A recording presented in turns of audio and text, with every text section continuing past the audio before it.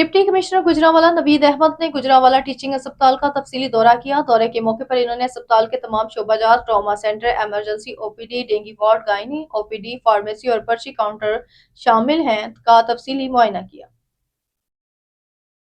Deputy commissioner ने अस्पताल की मजमूई सूरत हाल, मरीजों को फराहम की जाने वाली तिबी सहूलियात, अद्वियात की दस्तयाबी, सफाई सुथराई और इंतजामी अमूर का जायजा लिया।